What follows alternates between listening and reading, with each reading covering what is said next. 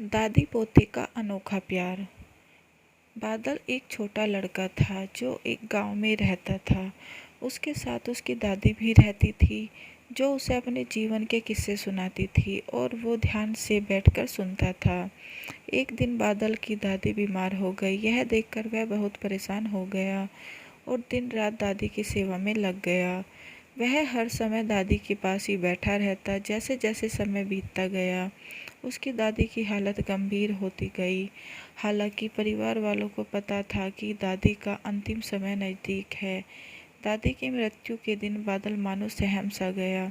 उसे लग रहा था मानो उसने अपनी बहुत प्यारी चीज़ खो दी है और वह कुछ भी नहीं कर सका।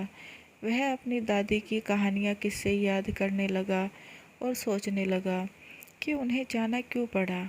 कई हफ्ते बीत गए और बादल अपनी दादी की यादों में खोया रहता। वह अपने परिवार और दोस्तों से भी अलग सा रहने लगा, मानो दुख में खो सा गया। उसके माता पिता ने उसे आराम कराने की कोशिश की, लेकिन उसे लगा कि कोई भी उसके दर्द की नहीं समझ सकता है। एक शाम बादल अपने कमरे की खिड़की में बैठा था।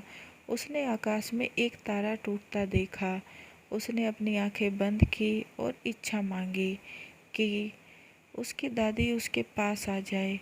तभी उसने अपने चेहरे पर एक कोमल हवा का झोंका महसूस किया और जब उसने आंखें खोली तो उसकी दादी मुस्कुराते हुए उसके पास बैठी थी। बादल अपनी दादी को देखकर बहुत खुश हुआ। उसकी दादी ने उसे कसकर गले लगा लिया। दोनों दादी पोते ने पूरी रात बात की और हंसते हुए बिताई। बादल को लगा भगवान ने उसकी सुन ली और दादी को जीवन जीने का दूसरा मौका दिया है। अगली सुबह जब बादल नींद से जागा तो उसे एहसास हुआ कि उसकी दादी वास्तव में वापस नहीं आई थी। यह सब एक सपना था, लेकिन एक सपने ने बादल के टूटे हुए दिल को जोड़ दिया था और उसे जीवन में आगे बढ़ने के लिए प्रेरणा मिल गई थी। अब वह जान गया था कि उसकी दादी हमेशा उसके साथ रहेगी और दादी का प्यार जीवन में कदम कदम पर उसका मार्गदर्शन करता रहेगा।